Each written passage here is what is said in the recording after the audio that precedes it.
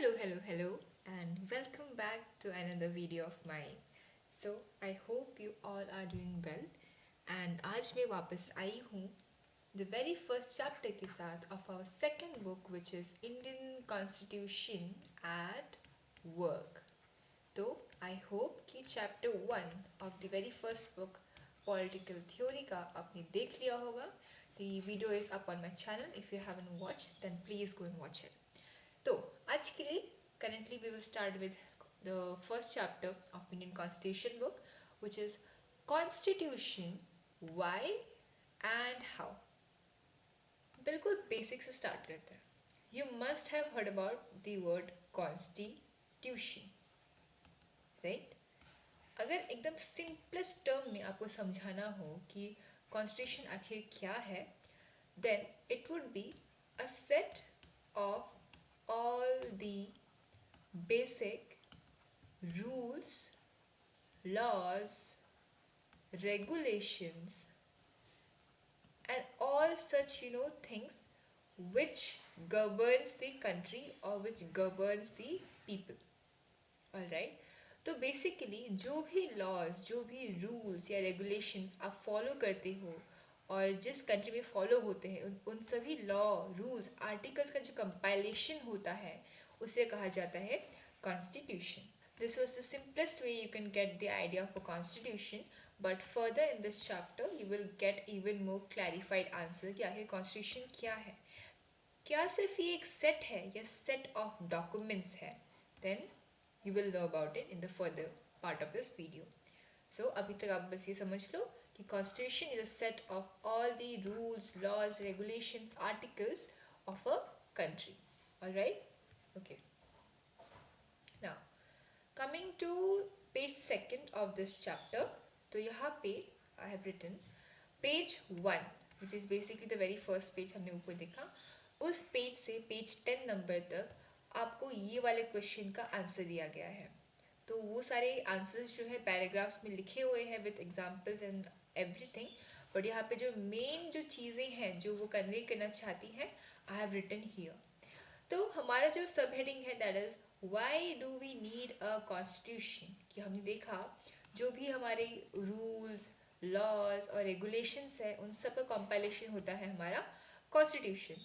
लेकिन आखिर कॉन्स्टिट्यूशन से हम करेंगे क्या, वो इम्पॉर्टेंट क्यों है, उसकी नीड क्यों है. तो उसी को आंसर करते हुए ऐसे सब हेडिंग्स में आपको 5 नहीं 4 पॉइंटर्स मिलेंगे. 4 पॉइंटर्स मिलेंगे. लेकिन जो फिफ्थ वाला है I feel this is also very important, इसलिए मैंने उसे भी as a pointer I have included here. So all the 5 pointers are written, so we will go one by one.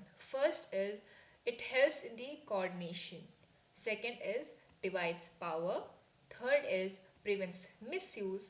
Fourth is creates aspirations. And fifth is the identity. We will go one by one. First is coordination. Coordination. अब देखो, अगर आप हो, I guess Karan is watching the video and आपका कोई एक friend है, let's name him रुनाल. Okay. तो करण और रुनाल जो है उन दोनों को मैंने टीम में डाला हुआ है. Okay, they are in a team and they have to perform a certain task. उन्हें सपोज मोमोज बनाने हैं. Alright, it's a very lame example, but just for a clarification I am trying to make it as simple as possible for you to understand. तो उन दोनों को मिलके जो है मोमोज बनाने हैं और उन दोनों को काम को भी डिवाइड करना है. तो इस टास्क के लिए करण और रुनाल की कोऑर्डिनेशन को अच्छा होना पड़ेगा. कोऑर्डिनेशन एज इन उन दोनों को आपस में मिलजुल के इस काम को परफॉर्म करना होगा और उसमें उनका जो आपसी तालमेल है, आपसी जो कोऑर्डिनेशन है अच्छा होना चाहिए. अगर कोऑर्डिनेशन नहीं होगा तो शायद उनका जो टास्क है, उनके जो मोमोज हैं वो अच्छे नहीं बनेंगे. सेम वे यहाँ पे सिर्फ करण और रुनाल ही थे, but in India, in our country, आप देखो कितनी ज़्यादा पॉपुलेशन है. In crores we have the population, right. तो अगर उन सब को साथ में एक साथ रखना है to have the better understanding, to have the आपसी तालमेल जो मैं आपको बोल रही हूँ, उसे रखने के लिए constitution helps us in keeping that. Constitution जो है हम सभी सिटीजन्स, हम सभी नागरिकों के बीच में जो कोऑर्डिनेशन है, जो आपसी तालमेल है और जो अंडरस्टैंडिंग है, उससे वो बनाए रखता है हम सबके बीच में। Alright, so this was the very first point कि हमें कॉन्स्टिट्यूशन की नीड आखिर क्यों है। Coming to second, before that I will just erase this thing. Okay, हमारे मोमोज गायब हो चुके हैं। ऑल राइट, नाउ सपोज हमारे पास अमन है। अमन, वेलकम बैक। और इमेजिन करो अमन के पास इंडिया की सारी पावर है कि वो जो चाहे, जो लॉ चाहे, जो रूल चाहे, जो रेगुलेशन चाहे, वो अपने हिसाब से अपने अनुसार खुद इंडिया के लिए बना सकता है। तो क्या होगा उसमें, जो भी उसके पास सारी पावर है, बिकॉज अमन के पास अगर सारी ताकत है, then he will definitely misuse it. वो डेफिनेटली मिसयूज कर सकता है, क्योंकि इस पॉइंट ऑफ टाइम में दूसरे लोग या दूसरी कोई बॉडी आके उसे नहीं बोल सकते कि आप जो कर रहे हो वो गलत है, या फिर this is against the rules and regulations. तो इसमें जो दूसरे लोग हैं, they don't have any power against Aman. तो अमन के पास सुप्रीमेसी है। ऑलराइट, तो उसको प्रिवेंट करने के लिए, कि पावर के मिसयूज को प्रिवेंट करने के लिए, constitution has set some basic ideas कि जिस बेसिस पे हमें जो पावर्स है उसे डिवाइड करने हैं। ठीक है, पावर्स के डिवीजन के एग्जांपल हो सकते हैं लेजिस्लेचर, एग्जीक्यूटिव एंड जुडिशरी। इसमें क्या पावर्स का डिवीजन हुआ है, तो यहाँ पे legislature, as you know, let me make it red colour. तो लेजिस्लेचर जो है, it's basically the law making one, कि एक ने लॉ बनाया। सेकंड, एग्जीक्यूटिव, उसने एग्जीक्यूट किया यानी कि इम्प्लीमेंट किया। और थर्ड है जुडिशरी, यानी कि इम्प्लीमेंट करने के बाद अगर कोई प्रॉब्लम आती है तो जुडिशरी उस प्रॉब्लम या फिर उस कन्फ्लिक्ट को सॉल्व करती है। यू सी, तो यहाँ पे जो तीन लेवल्स थे, लेजिस्लेचर, एग्जीक्यूटिव एंड जुडिशरी, इन तीनों के लेवल पे डिवीजन किया गया है पावर्स को, ताकि जो भी ये पावर एक्सेस कर रही हैं वो मिसयूज ना हो। अगर लेजिस्लेचर भी एग्जीक्यूटिव और जुडिशरी का काम करती, तो लेजिस्लेचर जो है अपने पावर से उसका मिसयूज कर सकती थी। बट अगर अभी क्या हो रहा है, अगर लेजिस्लेचर ने ऐसा कुछ किया, if it's against the rules और लॉज, तो बाकी जो बॉडीज है, एग्जीक्यूटिव और judiciary, they both can come and tell executive कि you are doing something wrong, you can't do this. So you see, यहाँ पे पावर का डिवीजन हुआ है, and this was the second reason why we need a constitution. Third is also related, आपको मैंने समझा ही दिया कि प्रिवेंट करता है मिसयूज को। यहाँ पे मिसयूज हो रहा था तो इसे बाकी दो बॉडीज ने रोक लिया होने से। Fourth is creates aspirations. तो one thing is there, let me just remove this thing. Okay, one thing is there कि कॉन्स्टिट्यूशन में ना, कॉन्स्टिट्यूशन में सिर्फ कॉन्स्टिट्यूशन या सिर्फ रूल्स या लॉज नहीं होते, उसमें और भी बहुत सारी चीज़ें रहती हैं, मैनी मैनी थिंग्स। तो वहाँ पे एक पार्ट में क्या हो जाता है कि उसमें कुछ गाइडलाइंस होती हैं, कुछ बेसिक आइडियाज़ होते हैं कि कैसे कैसे we can create a good society, a harmonious society.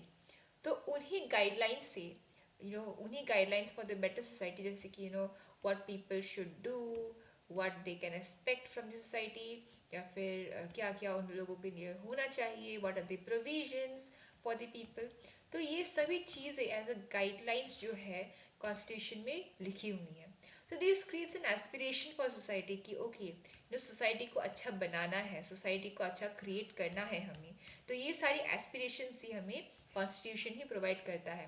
The constitution helps us with the aspirations to create a better society. This was the fourth point. Now, last is identity. ये वाला जो point है, to be very specific, आपको इन की तरह जैसे ये blue में जो लिखा हुआ है ऐसे आपको नहीं मिलेगा. It's written, the fifth one is written in the basic black pointers. तो अगर आपके पास क्वेश्चन आए which will definitely come in exams, ये आता ही है इन 4 मार्कर या फिर 6 मार्कर्स में आएगा with the explanation of like what is a constitution and so. तो 6 मार्कर में आएगा तो फिर कॉन्स्टिट्यूशन का डेफिनेशन और क्यों चाहिए आ सकता है. और अगर सिर्फ कॉन्स्टिट्यूशन का नीड बताए तो फिर 5 या 4 मार्कर में ये आपको 4-5 पॉइंट्स लिखने होंगे. तो इसमें क्या है, it provides an identity. Identity यानी कि आपकी पहचान, राइट, आपकी पहचान में प्रोवाइड करता है. अगर आप देख लो यहाँ पे, अगर this is suppose this is the constitution of India and you are a part of India, you are citizen of India. तो जब आप इंडिया में रहते हो then you ultimately come in contact with this constitution, you come in contact with the rules and the things which are followed according to constitution. तो constitution को आप अपने आप उसके फॉलो जो लाइन्स है उसमें आप आ जाते हो. तो उससे क्या होता है कि यू अग्री कि okay I am an Indian and I do abide and follow the constitution of India. तो आप इंडियन कॉन्स्टिट्यूशन को ही फॉलो करते हो. So it creates your political identity, right, कि आपकी पॉलिटिकल आइडेंटिटी आपको क्रिएट करी कि आपको ओके आप इंडियन हो और आप इंडियन कॉन्स्टिट्यूशन को फॉलो करते हो. This was the very first identity. Identity के भी 2 पार्ट्स हैं. एक तो पॉलिटिकल जो मैंने आपको यहाँ पे समझाया कि आप अगर कॉन्स्टिट्यूशन से आप एग्री कर रहे हो, आप उसे फॉलो कर रहे हो, then it provides you the political identity. और उसी टाइम पे सेकेंड आइडेंटिटी है आपकी मॉरल आइडेंटिटी. मॉरल यानी कि जो क्या सही है क्या गलत हो सकता है. तो कॉन्स्टिट्यूशन में ये भी लिखा है कि आपको क्या करना है और क्या नहीं करना है, what is right and what is wrong. तो ये दोनों चीज़ें भी आपको समझाती है कि मॉरली क्या सही है क्या गलत है. That is why it also creates your moral identity. Moral identity. Alright, so these were the 5 major points. The first one is coordination, division of power, prevents misuse, creates aspirations, and fifth is identity. First is political, and the second is moral identity. I hope it is clear. And ये question बहुत ज़्यादा important है, so please mark it down as important, and this will definitely come in your exams. Now, moving forward. Okay तो यहाँ पे आपने देखा basic जो हाइलाइट्स है, ये फर्स्ट पॉइंट का कोऑर्डिनेशन का दिया हुआ है. यहाँ पे ये पैरास जो है यहाँ पे आप देख सकते हो. यहाँ पे अगर आप चाहो पढ़ लेना, बट मेजरली जो पॉइंटर्स मैंने आपको बताया है एक्सप्रेशन के साथ वही आएगा आपके एग्जाम में, तो आपको वही लिखना होगा. देन अगेन मूविंग फॉरवर्ड, ये है ये this is the power decisions कि कौन क्या करेगा, लेजिस्लेचर एग्जीक्यूटिव जो मैंने आपको समझाया था. एंड देन यहाँ पे लिखा हुआ है सेकेंड का. Third is the prevents misuse या लिमिटेशंस ऑन द गवर्नमेंट, क्योंकि अगर पावर सबसे ज़्यादा होगी तो फिर वो मिसयूज़ करेंगे. So third was that function. And उसके बाद है यहाँ पे थर्ड वाला था. Then fourth is the aspiration which I told you कि कैसे क्या गोल्स हो सकते हैं सोसाइटी के, अच्छे सोसाइटी के लिए. And then again coming here was the fourth one and fundamental identity जो मैंने आपको फिफ्थली बताया. तो इसका जो सोशल एंड पॉलिटिकल है यहाँ पे political identity and moral identity. ठीक है. So these were the 5 pointers. Now हम ऊपर जाएंगे because we have to do the cartoons. Cartoons भी आपके एग्जाम पॉइंट ऑफ व्यू से इम्पॉर्टेंट है. Okay now I guess this was the first one. Yes, this was the first one here. यहाँ पे. So इस कार्टून में ज़्यादा कुछ नहीं, बस एक फ़ोटो है. You can see here. यहाँ पे there are few people. They are not in a very good condition though. कुछ मारा पीट हुई होगी शायद. But yeah, उनके हाथ में एक पेपर है. It's written European Constitution. Alright. So basically क्या हुआ था? There was European Union. Okay. अभी भी है यूरोपियन यूनियन. तो इस यूनियन ने 2004 में अपना कॉन्स्टिट्यूशन बनाने की कोशिश की थी. कॉन्स्टिट्यूशन बनाया था उन्होंने. अपने जो रूल्स रेगुलेशंस और लॉज थे उन सबको कॉन्स्टिट्यूशन में मेंशन किया था. And they are holding it right here. But ये जो 2004 का जो कॉन्स्टिट्यूशन है, इट अटरली फेल्स, वो फेल हो गया। नाउ विल आस्क कि आखिर फेल क्यों हुआ। Answer is simple. European union जो था उसमें इतने सारे छोटे छोटे देश थे, वेरी वेरी स्मॉल टेरिटरीज, उन सब की इतनी ज़्यादा डाइवर्सिटीज़ और इतनी ज़्यादा डिफरेंसेस ऑफ ओपिनियंस थी, तो उन सबको आपस में रखना इम्पॉर्टेंट था। But this accommodation of ideas and the differences, वो इस यूनियन यूरोपियन यूनियन के कॉन्स्टिट्यूशन में नहीं था, it was missing, and that is why people did not agree to it and the constitution utterly failed. Alright, so this was the basic explanation of this cartoon. यहाँ पे question आ सकता है कि does this always happen in any constitution making? Well, the answer is properly no, कि ऐसा नहीं होता, but there is a condition. ये तभी नहीं होगा जब जितने भी लोग हैं, the all the citizens of that particular country, उन सब की जो डाइवर्सिटी है, जो डिफरेंसेस है, उन सबको सामने रखते हुए constitution has to be made, or else the people will do not agree to the constitution. ठीक है, that was all for this cartoon. Now coming to the next cartoon which we have here. Okay, यहाँ पे नेहरू जी हैं, जवाहरलाल नेहरू, और इस side you can see our own desi people, Indians, and here we have some Western people. So ये तो कुछ I guess it's violin if I'm not wrong. So yeah, तो यहाँ पे ये लोग गा रहे वंदे मातरम और यहाँ पे ये लोग गा रहे जन गण मन। तो बेसिकली ये कार्टून ये कन्वे कर रहा है, इट इज़ कन्वेइंग दैट जब कॉन्स्टिट्यूशन मेकिंग हो रही थी, जब कॉन्स्टिट्यूशन बन रहा था, तो there were a lot of conflicts and debates कि हमें कौन से आइडियाज़ को अपनाने हैं, क्या वो इंडियन होने चाहिए या फिर वेस्टर्न होने चाहिए, क्योंकि इन दोनों का इन्फ्लुएंस जो है इंडिया पे डेफिनेटली पड़ रहा था। वेस्टर्न आइडियाज़ भी आ रहे थे और इंडियन तो था ही हमारे पास। तो these both ideas were debated कि कौन से आइडियाज़ से इन्फ्लुएंस हो या कौन से आइडियाज़ को हम अपनाएं। तो अगर आप देखोगे कंक्लूजन वाइज में, तो दोनों ही आइडियाज़ को अपनाया गया, दोनों ही आइडियाज़ को अपनाया गया और उसी के साथ हमारा कॉन्स्टिट्यूशन फॉर्म किया गया था। We did not neglect any of those ideas. अगर वेस्टर्न का हमने लिया भी था तो उसे हमने हमारे इंडियन कंटेक्स्ट में शिफ्ट किया था कि अगर वो आइडिया हमें एज अ इंडियन सूट कर रहा है तभी हम उसे एक्सेप्ट करेंगे, और एल्स वी डिक्लाइंड इट, हमने उसे लिया ही नहीं। सो this was all about this cartoon. And जो क्वेश्चन था who do you think prevail in this balancing act, तो उसमें आप ये लिखोगे कि बैलेंस्ड वे में दोनों ही आइडियाज़ लिए गए थे।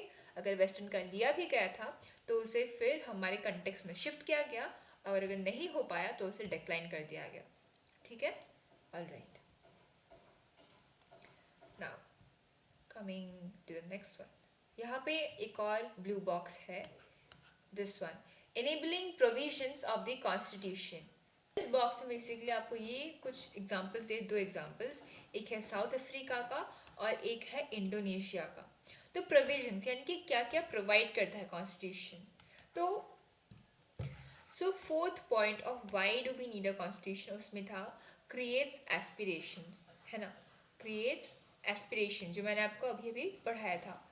तो उसमें मैंने आपको बोला था कि कॉन्स्टिट्यूशन में सिर्फ रूल्स या लॉज नहीं होते, उसमें कुछ गाइडलाइंस भी होती हैं जिससे जो सोसाइटी है, जो पीपल है, they can get the maximum benefit and they can become better.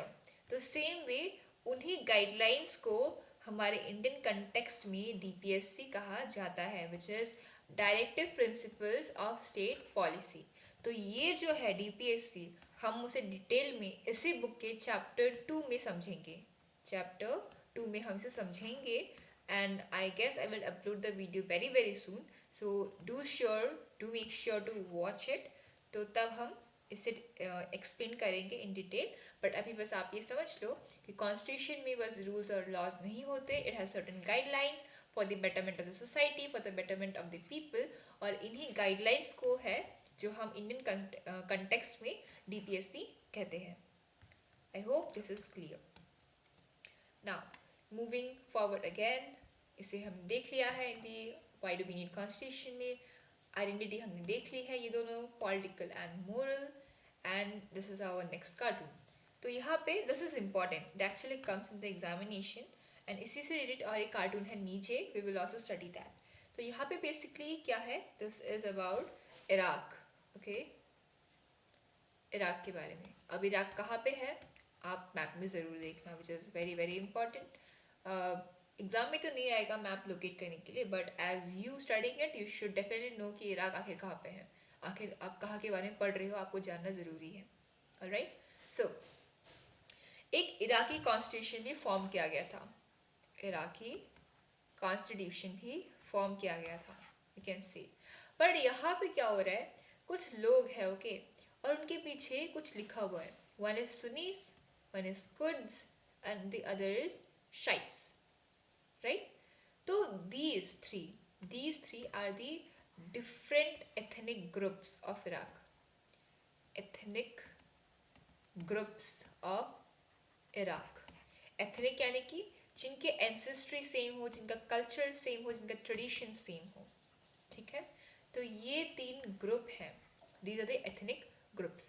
तो जब इराक में जब कॉन्स्टिट्यूशन बना तो इन 3 ग्रुप्स के बीच में बहुत ज़्यादा लड़ाई हुई कि यू नो कुर्ड्स ने बोला कि मुझे बनाना चाहिए, सुन्नीज ने बोला कि नहीं मुझे बनाना चाहिए, सेम वे बाकियों ने भी बोला कि no we should have the right to write our constitution. क्योंकि ऑब्वियसली अगर उनको कॉन्स्टिट्यूशन लिखने का राइट मिलेगा, अगर उनको कॉन्स्टिट्यूशन लिखने का राइट मिलेगा, then they will definitely give more power to their own ethnic group. अगर कुर्ड्स बनाते तो फिर वो ज़्यादा पावर उनको ही देते, अगर सुन्नीस बनाते तो वो खुद को ही देते. That is Y here is a conflict going on कि किसे बनाना चाहिए. सो this was about Iraqi constitution. यहाँ पे अगर क्वेश्चन आएगा तो एक आ सकता है कि ये कौन सी कॉन्स्टिट्यूशन की बात की जा रही है, then the answer is Iraq and the constitution is Iraqi constitution. और एक और क्वेश्चन आ सकता है कि जो ये शाइट्स, सुन्नीज और कुर्ड्स है, ये 3 क्या है, ये कौन से ग्रुप्स हैं. It may be religious group, it may be caste caste वाले ग्रुप, या फिर ethnic group. Then the answer is ethnic group, जो यहाँ पे लिखा भी है. वेयर वाज इट, ये रहा, ethnic groups in the country. Alright, तो इराक का था इराकी कॉन्स्टिट्यूशन और एथनिक ग्रुप्स ने बनाया था. Okay, fine. अब आगे बढ़ते हैं. तो ये आप check your progress, you can check your progress definitely, but I will ignore it because exam में आता नहीं है खास कुछ. तो हम आगे बढ़ते हैं अब. Okay, now coming to the new subheading which is the authority of a constitution. तो basically इसमें 3 questions के बारे में हम डिस्कस करेंगे और जानेंगे. So the 3 questions are right in front of your eyes, and वो है कि what is a constitution, जो हमने देख लिया है, but in some detail में, क्योंकि मैंने आपको स्टार्टिंग में बताया था कि ये सिर्फ सेट है या फिर सेट ऑफ डॉक्यूमेंट्स है. ठीक है, तो डिटेल में जाएंगे कि कॉन्स्टिट्यूशन आखिर है क्या.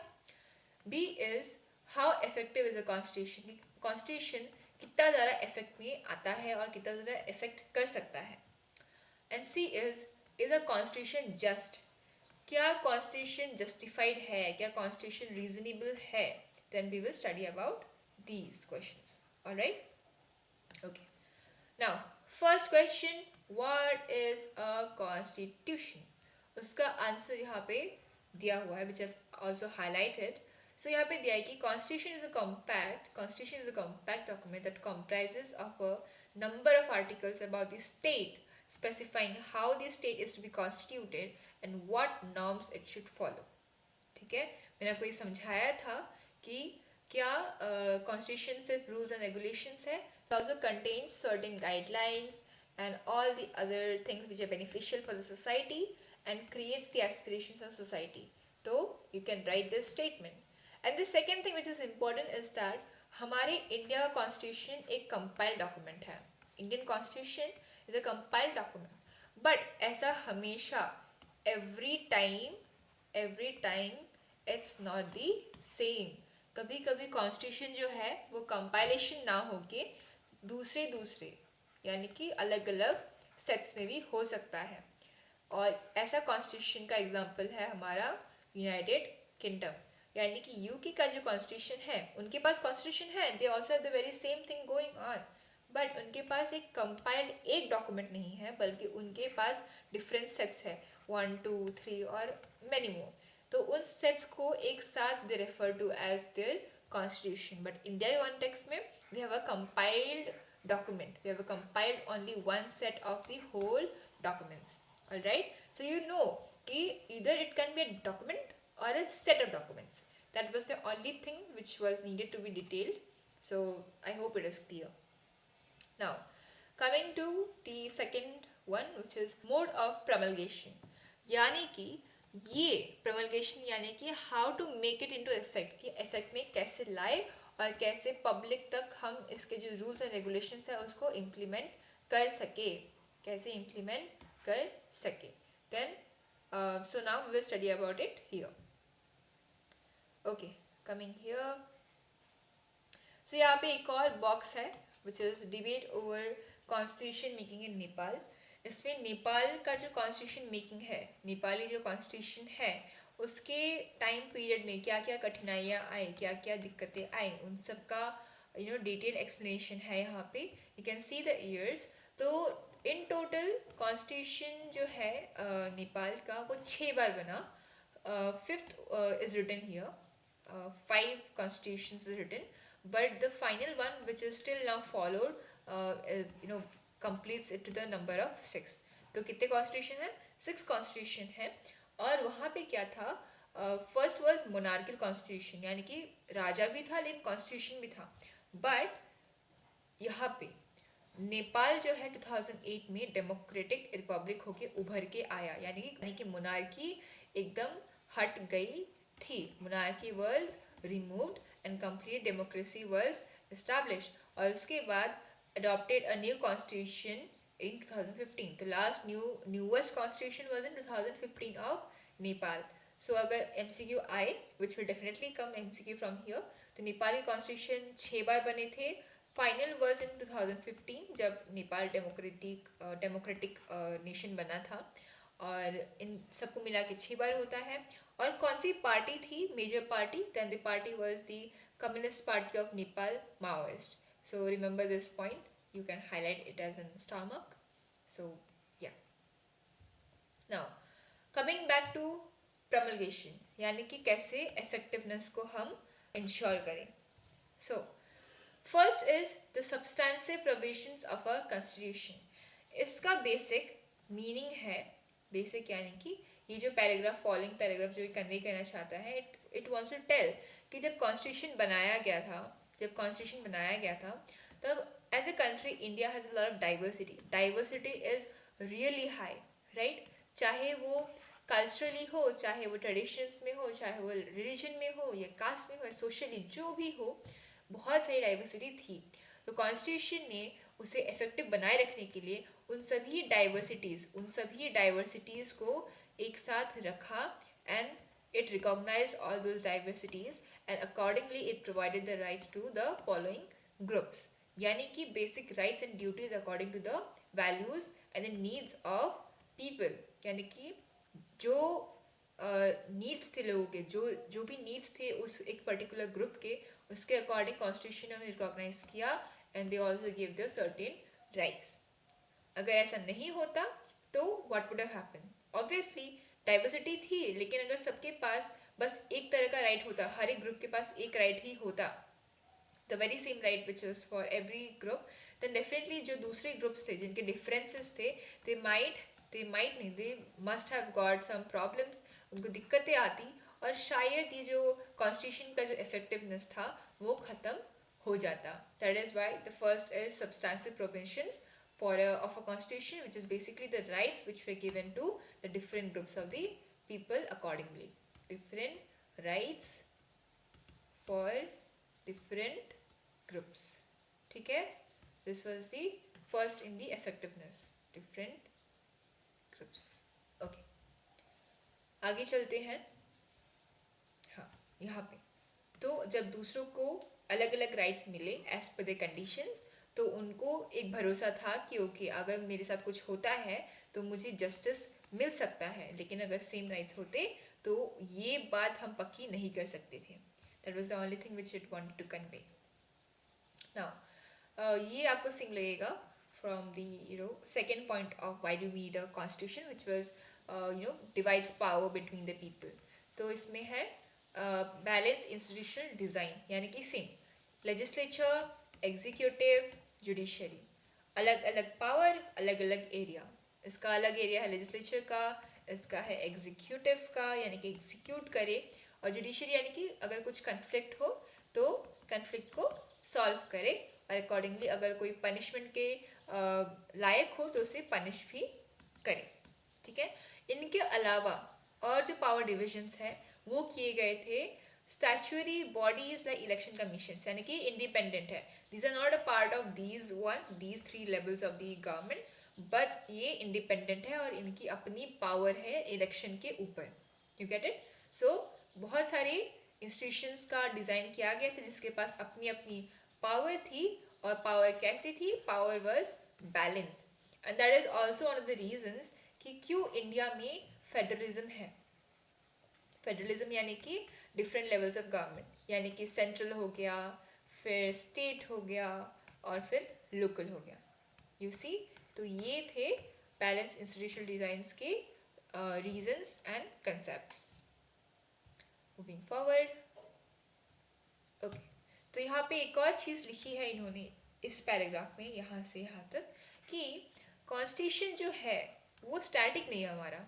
स्टैटिक यानी कि जो कॉन्स्टिट्यूशन 1950 में इम्प्लीमेंट हुआ था, we will study about it the upcoming part. 1950 से 2025 तक जो इंडिया की जो सिचुएशंस है, जहाँ पे हम रह रहे हैं, क्या वो सिचुएशंस सेम है? क्या वो सिचुएशंस सेम है?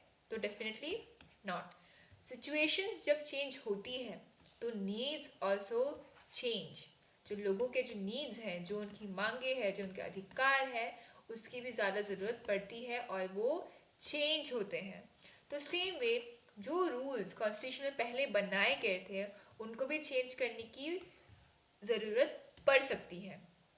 And that is Y when we need to add, subtract or do some add subtract नहीं, add or remove something, or amend भी नहीं, you can see rectify something, और change minor change किसी में कुछ करना हो तो उस प्रोसेस को हम कहते हैं amendment.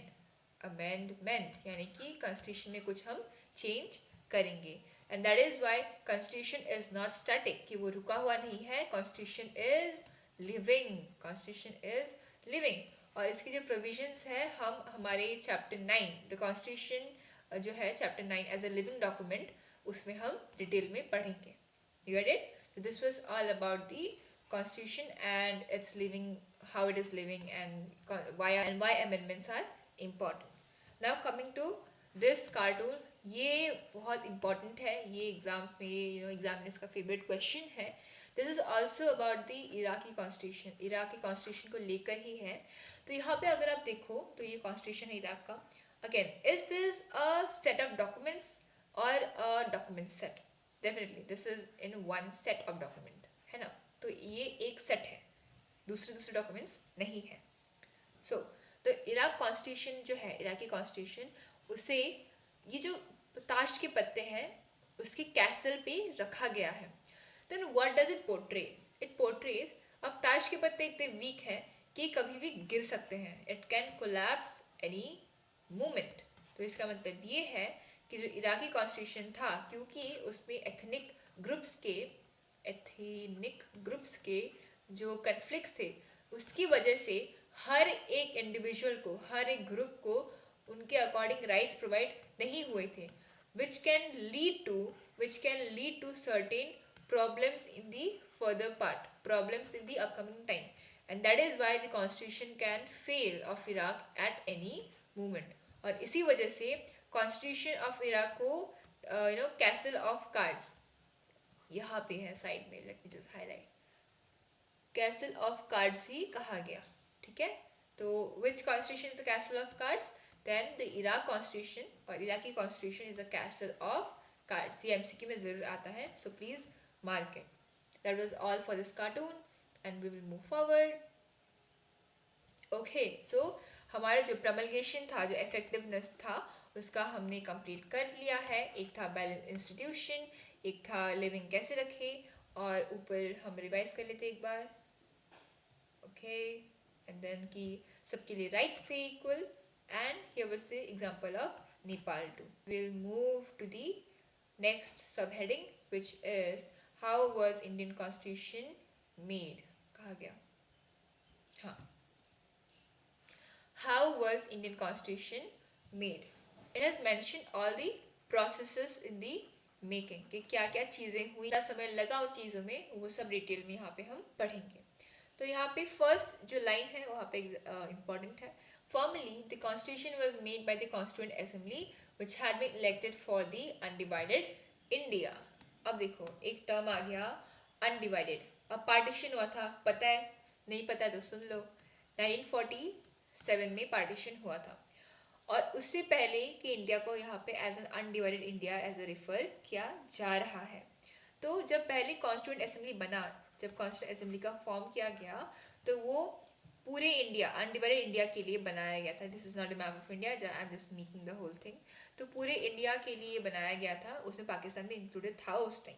बट फिर क्या हुआ, उसका जब डिवीजन हुआ, उसे जब पार्टीशन हुआ इंडिया का, और पाकिस्तान अलग हो गया और इंडिया अलग हो गया, तो उस टाइम पे फिर कॉन्स्टिट्यूएंट असेंबली के लोग भी कम हो गए, क्योंकि ऑब्वियसली जो लोग यहाँ से थे वो अलग हो गए, और जो यहाँ से थे वो यहाँ के थे ही. तो जो नंबर्स ऑफ पीपल थे in the constituent assembly, it also reduced. This was the very first thing to be very clear of. Now, here, it held its first meeting on 9th December 1946. This is very important, please mark it, कि पहली meeting हुई थी 9 दिसंबर 1946, और वो भी undivided के लिए, undivided के लिए, क्योंकि तब पार्टीशन नहीं हुआ था. ठीक है. उसके बाद डिवाइडेड इंडिया का जो है, फॉर डिवाइडेड इंडिया यानी कि पार्टीशन के बाद फिर कब हुआ था रीअसेंबल कब हुआ था? 14 अगस्त 1947. तो ये भी याद रख लेना आप लोग. ठीक है. तो पहले अनडिवाइडेड के लिए कब था? 9 दिसंबर 1946. और जो डिवाइडेड था, डिवाइडेड वो कब था? 14 अगस्त 1947. This was an important point to know. आगे बढ़ते हैं. ओके सो हियर जो मेंबर्स थे, यानी कॉन्स्टिट्यूशन असेंबली हमारे पास है, वहाँ पे लोग होंगे, मेंबर्स होंगे वहाँ के, तो वो इनडायरेक्टली इलेक्ट किए गए थे by the members of provincial legislative assemblies that had been established under the government of India act 1935. यानी कि एक गवर्नमेंट ऑफ इंडिया एक्ट था 1935, उसमें कुछ प्रोविजंस थे, उसके में कुछ बेसिक लाइंस थे या गाइडलाइंस थे, जिन्हें फॉलो करते हुए जो मेंबर्स थे, the members of constituent assembly were elected by the provincial legislative assembly. यानी कि हर एक इंसान ने ऑफ इंडिया, हर एक इंडियन ने कॉन्स्टिट्यूएंट असेंबली के मेंबर्स को इलेक्ट नहीं किया था. उसमें गवर्नमेंट ऑफ इंडिया यानी कि गवर्नमेंट ऑफ इंडिया एक्ट 1935 के अकॉर्डिंग प्रोविंशियल जो असेंबलीज थी, उन्होंने उन मेंबर्स को इलेक्ट किया था इनडायरेक्टली, कि इनको तो पहले से इलेक्ट किया गया था, तो इन्होंने इन मेंबर्स को इलेक्ट किया था, ना कि पूरे देश के लोगों ने. You get it. This was the second thing. Third is constitution जो था वो कैसे बनाया गया था. कॉन्स्टिट्यूएंट असेंबली जो था, कॉन्स्टिट्यूएंट असेंबली, उसे कैसे कंपोज किया गया, कितने लोग होंगे, how many people, how many people, कितने लोग होंगे, कहाँ से कितने होंगे, हाउ मेनी, फ्रॉम वेयर, कहाँ से कितने होंगे या कैसे होंगे. तो वो सारे जो गाइडलाइंस थे, तो जिन्हें फॉलो करना था, वो बनाया गया था एक ब्रिटिश कैबिनेट के द्वारा. एक ब्रिटिश कैबिनेट थी, एक ग्रुप थे लोगों के, तो उन्होंने एक मिशन बनाया था which was known as cabinet mission. तो इसी मिशन के अकॉर्डिंगली जो कॉन्स्टिट्यूएंट असेंबली था उसे बनाया गया था. तो कॉन्स्टिट्यूएंट असेंबली का जो है composition, that was according to the cabinet mission by the British cabinet. ठीक है. Okay. Now these points 1 2 3 4 these are really important. ये क्वेश्चन आता है एग्जाम्स में, तो आपको ये 4 पॉइंट्स को क्लियर करना ज़रूरी है. ठीक है. तो फर्स्ट पॉइंट में ये कहा गया है कि दो जगहें थी, let me make you understand. Green, एक था प्रोविंसेस, एक था princely state. What's the difference? Let me tell you. अब इंडिया में, this is India, suppose this is India. अब यहाँ पे ब्रिटिशर्स का रूल था, ब्रिटिश वे रूलिंग अस, है ना। तो कहीं कहीं जगहों पे क्या था, ब्रिटिश का जो रूल था, जो शासन था, वो डायरेक्टली था, वो डायरेक्टली कर सकते थे कि उनका ही रूल था। बट कुछ जगहों पे इन सर्टेन एरियाज, जो हमारे पहले के राजा महाराजा हुआ करते थे, जो भी प्रिंस या फिर जो किंगडम्स थे, वहाँ के जो राजा थे, उन सब को हटाया नहीं गया। The kingdoms and kings were still there, kingdoms नहीं, kings to be very precise. तो kings were still there and उन किंग्स के द्वारा वो लोग उस जगह पे रूल करते थे। तो एक था जहाँ पे वो डायरेक्टली रूल करते थे, एक था जहाँ पे वो किंग के द्वारा इनडायरेक्टली रूल करते थे। तो दोनों ही में तो वो ही रूल कर रहे हैं, दोनों ही कंडीशन से British is the ruling party.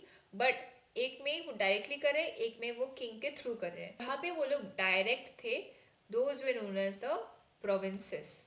और जहाँ पे उनका रूल इनडायरेक्ट था, यानी कि किंग्स थे और उनके द्वारा वो रूल करते थे, those were known as the princely states. ठीक है। तो इन पॉइंट्स में ये कहा गया है कि इन दोनों ही जगहों से, let me change the colour, let's take blue. तो प्रोविंसेस और प्रिंसली स्टेट, दोनों ही जगहों से जो लोग थे वो रेशियो में थे 1:10 लाख। यानी कि हर 10 लाख लोगों के लिए एक इंसान को लिया जाएगा फ्रॉम दीज टू एरियाज। जितने भी प्रोविंसेस है, जितने भी प्रिंसली स्टेट्स है, हर 10 लाख लोगों के लिए एक इंसान को चुना गया था। इसका जो रिजल्ट था वो ये हुआ, प्रोविंसेस से 292 मेंबर्स आए और जो प्रिंसली स्टेट्स थे वहाँ से बस 93 ही सीट्स थी, 93 ही लोग थे। I have mentioned here, you can see 292 from the provinces and 93 from the princely states. Alright, okay. उन प्रोविंसेस की सीट को, 292 सीट्स को इन मुस्लिम, सिख एंड जनरल ग्रुप्स में कैटेगराइज किया गया था। लास्ट 2 पॉइंट्स में ये बताया गया है कि जो प्रोविंसेस के जो लोग थे उन्हें प्रोपोर्शनल रिप्रेजेंटेशन और सिंगल ट्रांसफरेबल वोट से इलेक्ट किया गया था। अब ये दोनों भाई क्या है वो हम इलेक्शन वाला जो चैप्टर है, इलेक्शन चैप्टर में हम डिटेल में पढ़ेंगे। बस आप यहाँ पे इतना जान लो कि उनको प्रोपोर्शनल रिप्रेजेंटेशन मिला था और एसटीवी यानी कि single transferable vote system provinces के लिए चल रहा था। बट प्रिंसली स्टेट में again this was different. Princely state में जो है वो कंसल्टेशन किया गया था, उन्हें कंसल्ट किया गया था, ना कि प्रोपोर्शनल रिप्रेजेंटेशन, और एसटीवी उनके पास नहीं था। They were consulted and they were elected. Alright, so these were the 5 points. One वर्स की कितना ज़्यादा रेशियो होगा, 1:10 लाख।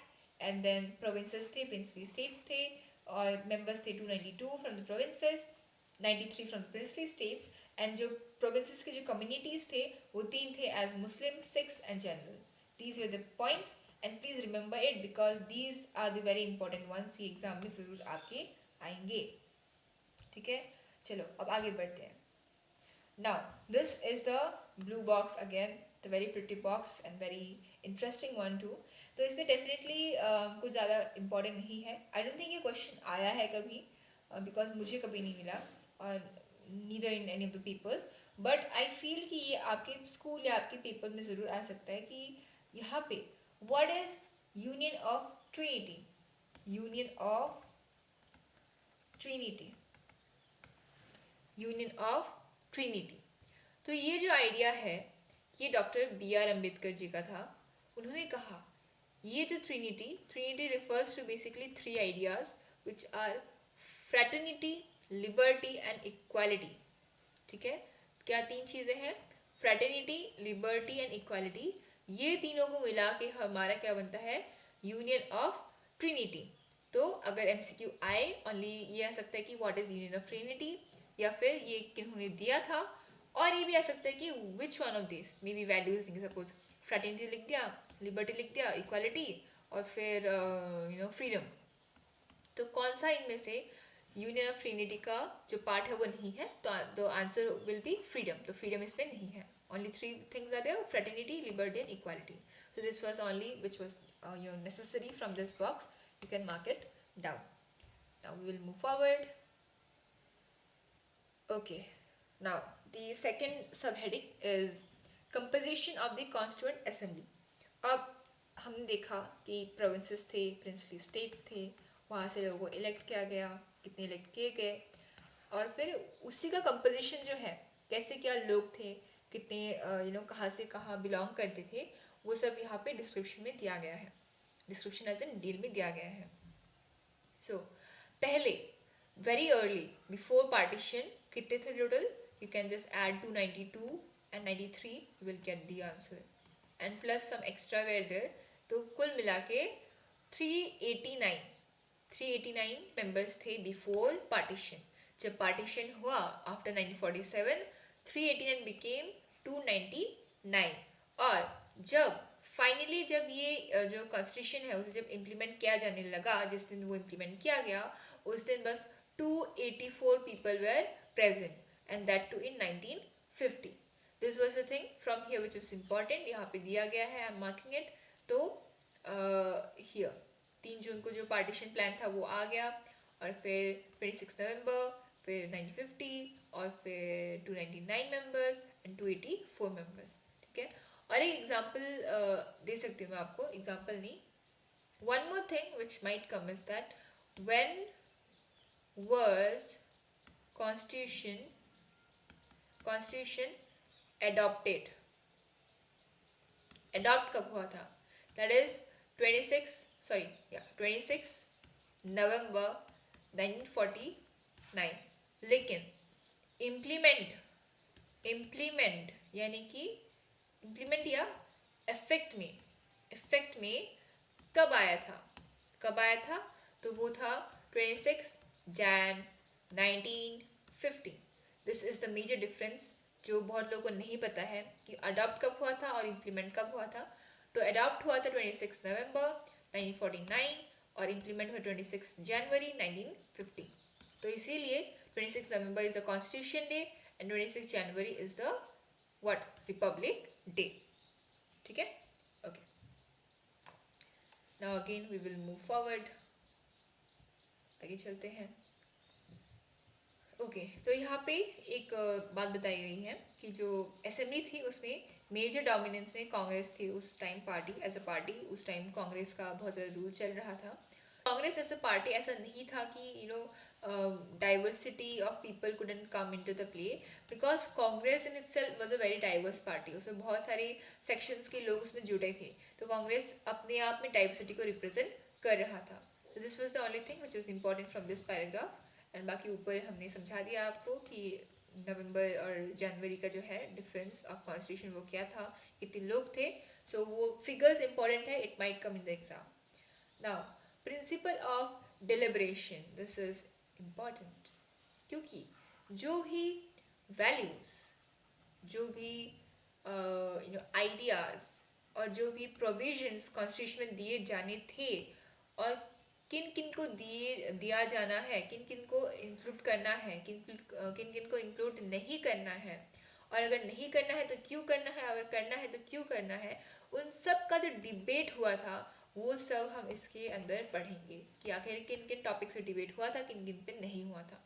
तो अगर डिबेट की बात करें तो मेजरली हर एक आइडिया पे, हर एक चीज़ पे डिबेट हुई थी एक्सेप्ट वन थिंग, और वो क्या था? Universal suffrage. क्योंकि हमारे कॉन्स्टिट्यूंट असेंबली के मेंबर्स को लगा कि यूनिवर्सल सफरेज यानी कि विच इज़ बेसिकली कि हर एक इंसान above a certain age, which is basically 18 years of age, उनको जो वोटिंग का अधिकार वो मिलना ही चाहिए, एक्सेप्ट डिस्पाइट द फैक्ट कि वो कौन से भी रिलीजन के हो, कौन से कास्ट के हो, कौन सा एजुकेशन हो, उनका कोई भी जेंडर हो, हर एक इंसान above 18 should have the right to vote, and that is called as universal suffrage.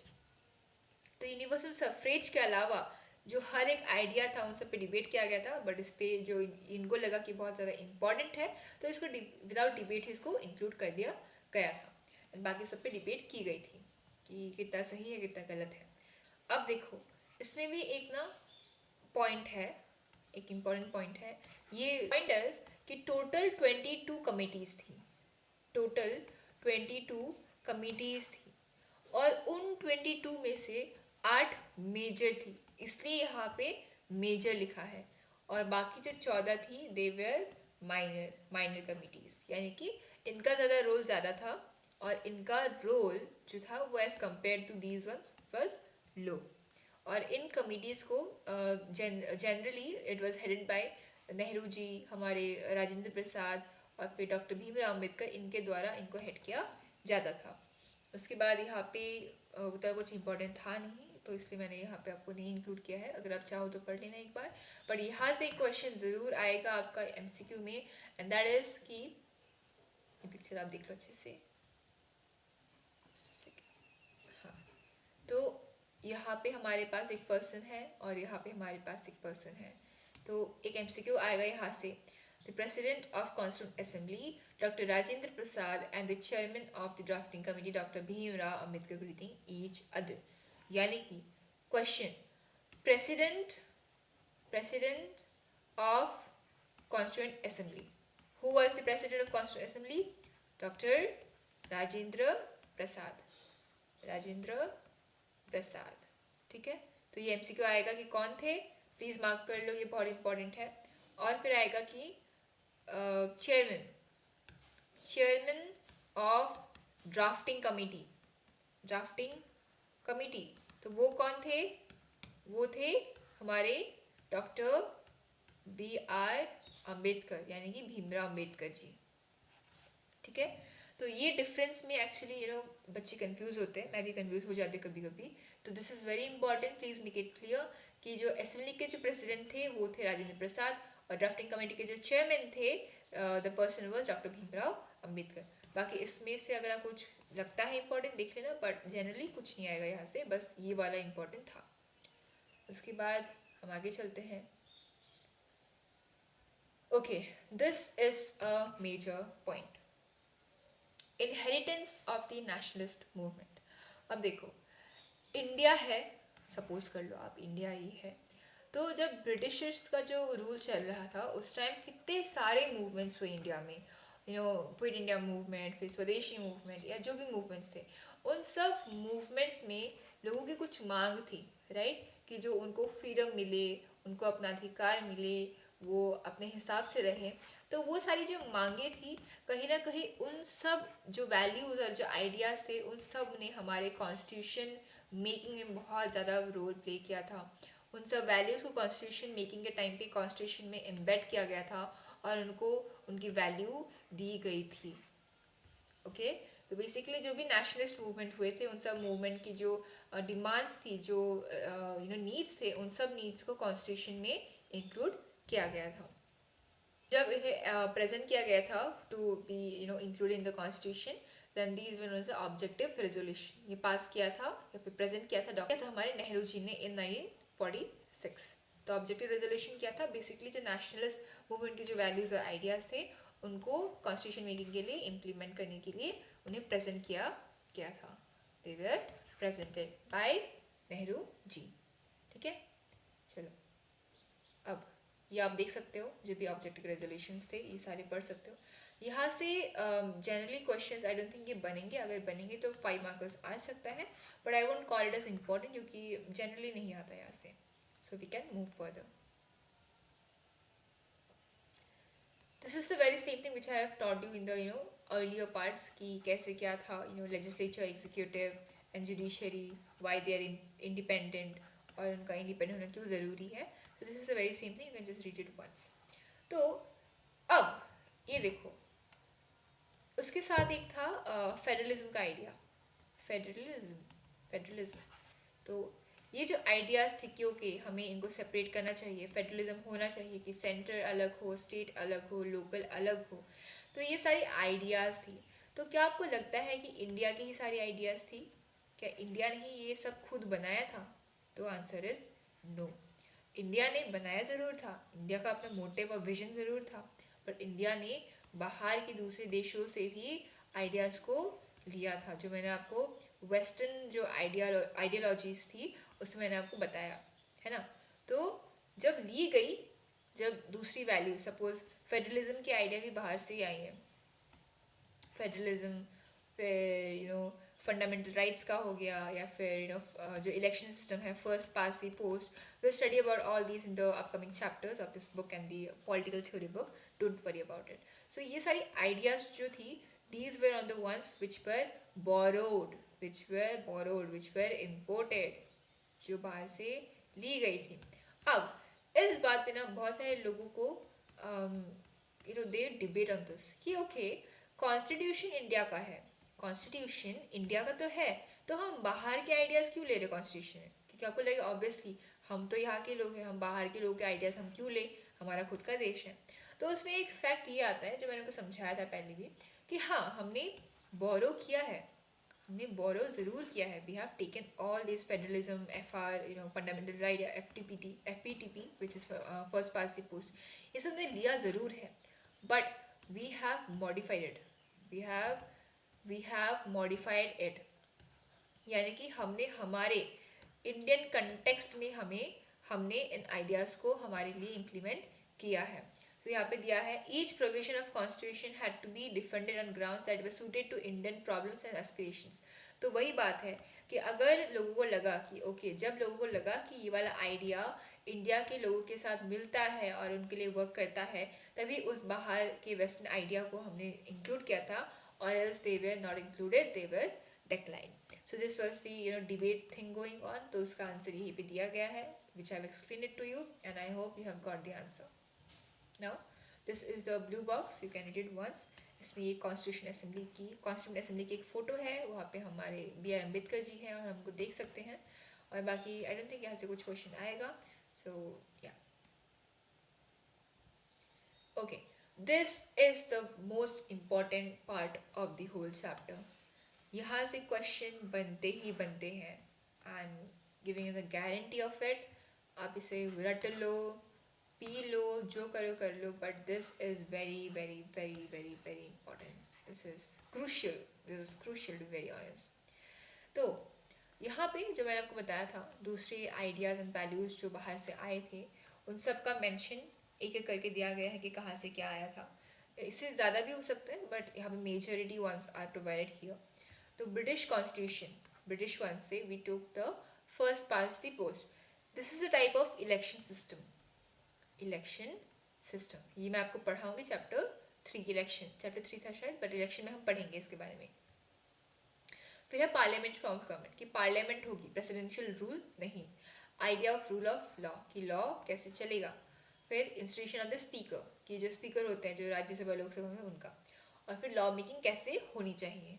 फिर यूनाइटेड स्टेट्स का कॉन्स्टिट्यूशन हमने लिया था, चार्टर ऑफ फंडामेंटल राइट्स. हमारे जो 6 फंडामेंटल राइट्स हैं जो हम पढ़ेंगे in the second chapter after this one, तो उसमें फंडामेंटल राइट्स क्या थे, क्यों थे, वो सब हम पढ़ेंगे. तो वो लिए गए थे यूनाइटेड स्टेट्स से. फिर है पावर ऑफ जुडिशियल रिव्यू, ये जुडिशरी पावर से रिलेटेड है, और independence of the judiciary. Canada से हमने लिया था quasi federal. What is it, let me tell you. तो फेडरल एक था, और दूसरा है क्वासी मतलब हाफ, आधा, हाफ. तो हाफ क्यों? बेसिकली फेडरल में ये होता है कि अलग अलग लेवल्स पे गवर्नमेंट होती है. तो हमारे यहाँ पे है सेंट्रल, स्टेट और लोकल. तो फेडरल वाइज देखो तो होता है कि सेंटर, स्टेट और लोकल, इनके अलग अलग पावर्स है और ये अलग अलग एरियाज में रहेंगे. बट क्वासी इसलिए, हाफ इसलिए, क्योंकि हमारे इस फेडरलिज्म के सिस्टम में सेंट्रल गवर्नमेंट जो है, ही नहीं बोलूँगी, central government is more powerful. Central government has more power as compare to state and local. तो यहाँ पे दैट इज़ वाई सेंटर के पास ज़्यादा पावर है, इसलिए यहाँ पे क्वासी फेडरल टर्म का यूज़ किया गया है. क्वासी फेडरल, ठीक है, यहाँ पे दिया है, with a strong central government. It was taken from the Canada. Second is idea of residual power. अब लिस्ट्स होती हैं, ये भी हम पढ़ेंगे in the upcoming chapters of this book. अच्छे से पढ़ेंगे, लेकिन अगर आपको पता है then this is like really very good for you. तो लिस्ट होते हैं जहाँ पे हमारे अगेन सेंटर, स्टेट और लोकल अलग अलग जगहों पे, स्टेट का तो नहीं होता. One is union, one is state, and the third is concurrent. Concurrent यानी कि इसमें बस सेंटर बनाएगी, जो भी रूल्स एंड पॉलिसीज होंगी, स्टेट लिस्ट में स्टेट बनाएगी, स्टेट लिस्ट में स्टेट बनाएगी, और कंकरेंट जो है, कंकरेंट में यूनियन और स्टेट दोनों को मिला के बनाया जा सकता है। तो उसमें जो भी चीज़ें रह गई, शायद कुछ एरियाज रह गए, तो उन्हें एज रेसिडुअल पावर में या फिर रेसिडुअल एरियाज में लिया जाता है। This is taken from Canada as well. Third is fourth, Irish constitution यानी कि आयरिश जो एरियाज थे वहाँ से क्या लिया गया, वहाँ से लिया गया था DPSP।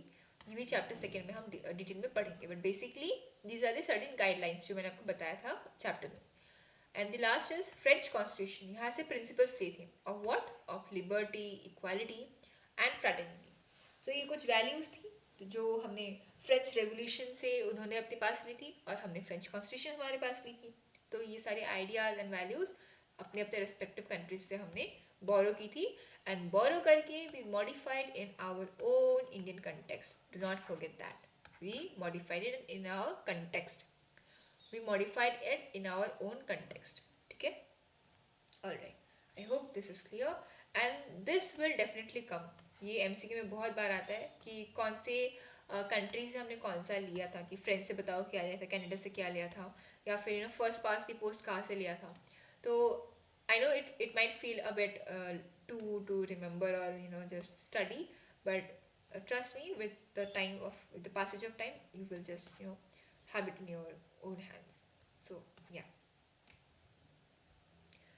उसके बाद all right, so chapter is completed. हमने chapter 1 of second book भी complete कर लिया है, and I know this was a bit lengthy chapter because इस book में जो chapters हैं वो थोड़े से lengthy है, to be very honest. I will be very very honest. So you might feel a bit problem with that, but if you want to know everything in detail, अगर detail में और अच्छे से जानना चाहो तो थोड़ा सा टाइम अब दिया करो. It's better than watching it again and again and just to watch it once and clear everything all out. So I hope that everything is clear with you, but still I would also say that doubts रहते हैं, हमेशा रहेंगे, because हम humans हैं, we are people and we have doubts. तो अगर कुछ doubts है, do let me know in the comment section. I will be very very very very very happy to reply to all those doubts. Until then, just take care of yourself and I will see you with the new chapter. Bye.